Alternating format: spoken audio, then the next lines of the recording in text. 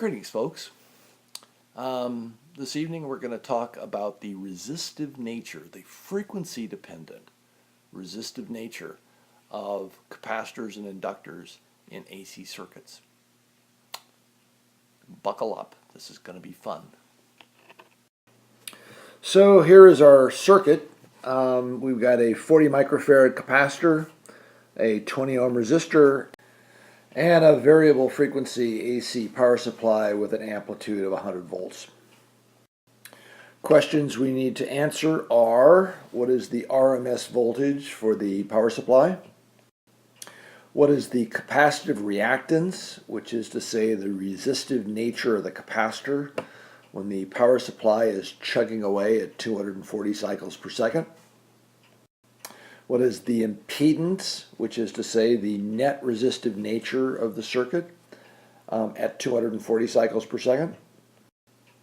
And what kind of current are we going to see at 240 cycles per second?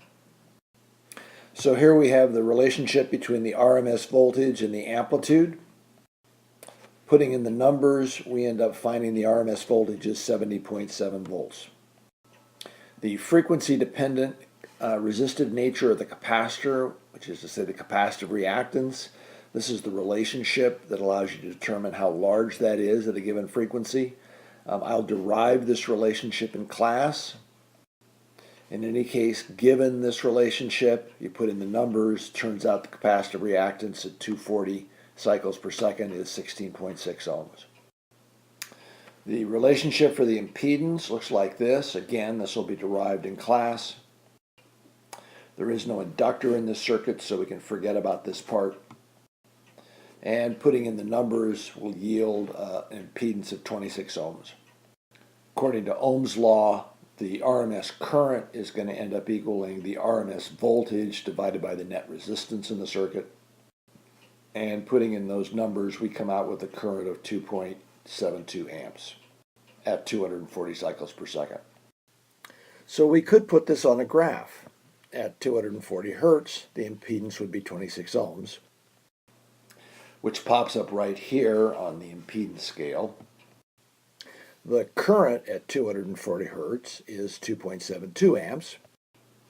Shows itself right here on the RMS current scale. And in fact, we could do that impedance calculation and that current calculation for a whole series of frequencies, and we could plot them.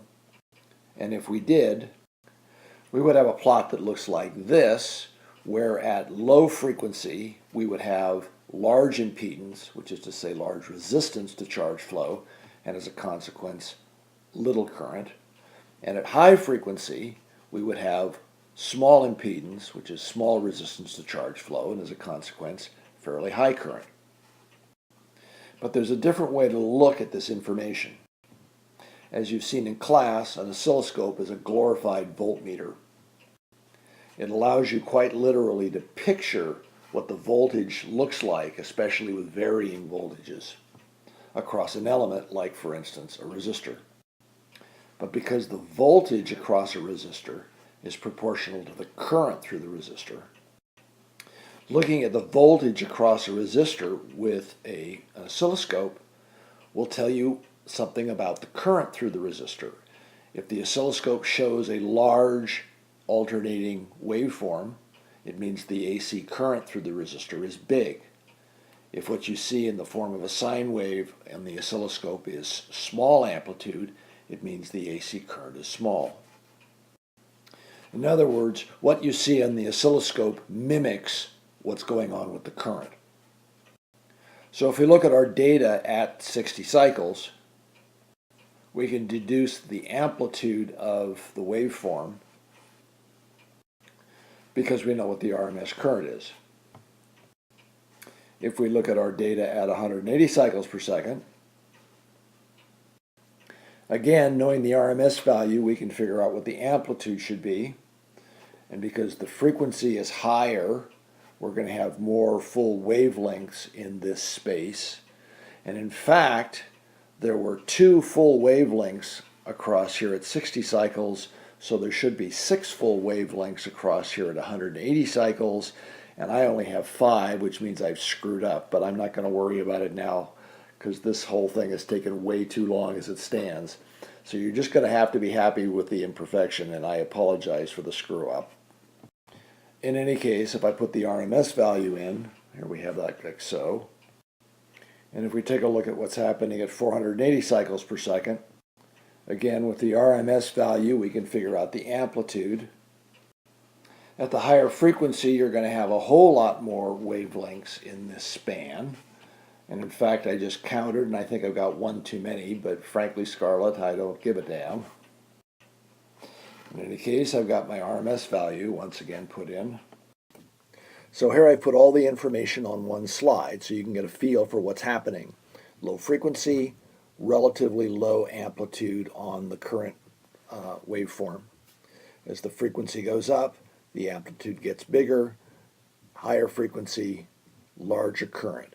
So apparently for a capacitor, as this graph suggested, at relatively low frequency, you have a fair amount of resistance to charge flow, hence a fairly small current,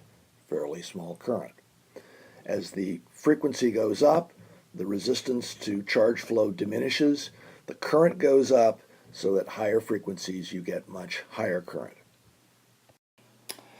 Anyway, you know how much I love animations, so here we go. I'm going to go ahead and pan through a whole bunch of different frequencies.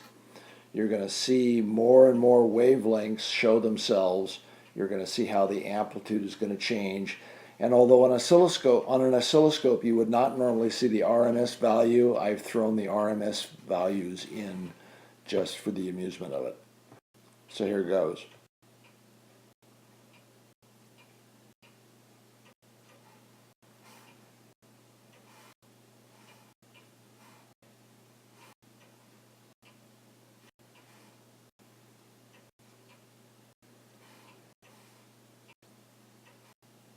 So much for capacitors.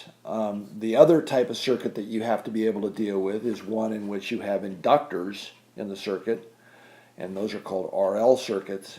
So in this case, we've got a 30 millihenry inductor that has 3 ohms of resistance associated with it, resistor-like resistance, 20 ohm resistor, and then our same power supply. And we're asking basically the same questions. At 240 hertz, what's the inductive reactance?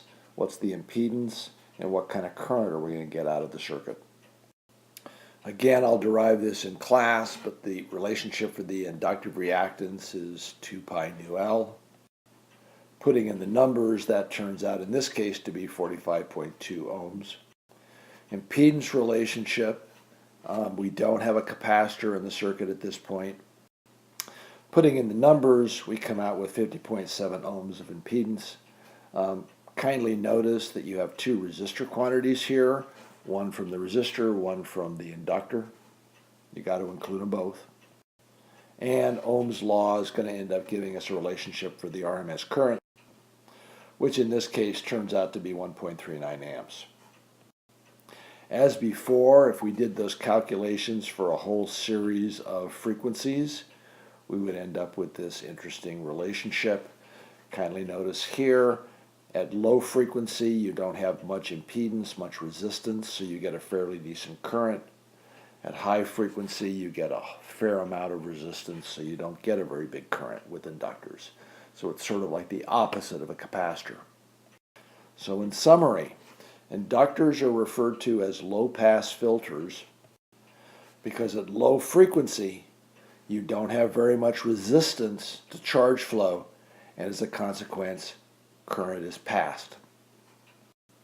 Whereas at high frequency, you get high resistance to charge flow, and as a consequence, not very much current passing. So in short, if you've got a signal that's got a lot of high frequency in it and a lot of low frequency, and you want to get rid of the high frequency and you want to pass the low frequency, you put the signal through an inductor. Capacitors, on the other hand, are referred to as high-pass filters because at high frequency you get very little impedance, very little resistance to charge flow, and as a consequence current is passed. At low frequency, on the other hand, you have a lot of resistance to charge flow, and as a consequence, very little current is passed. So once again, if you have a signal that has high frequency in it and low frequency, and you'd like the high frequency to pass, but you want to wipe out the low frequency, what you would do is you would pass it through a capacitor. Anyway, that's pretty much it, except one last note. So I'm not sure if this is going to be the last video of the year or not, but it seemed to me as though, given the fact that there's a possibility that this will be the last, that I really ought to allow my cat to present herself, because of course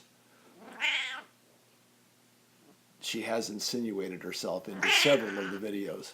She has been sleeping over here right next to me, and so I'm going to bring her over. Come on, sweetie. Here we go. Here she is. Her name's Delphi. She's a little bit sleepy right now. She just woke up. There she is. You sweetheart. Oh, yes. You're such a terror. You are just such a terror. Did I wake you up? That wasn't a very nice thing to do, was it? No, it wasn't. You want to get down? I know. Life's tough. I know. She'd like to be fed. Anyway, folks, that's it. Have a nice evening. Keep smiling. Life could be worse.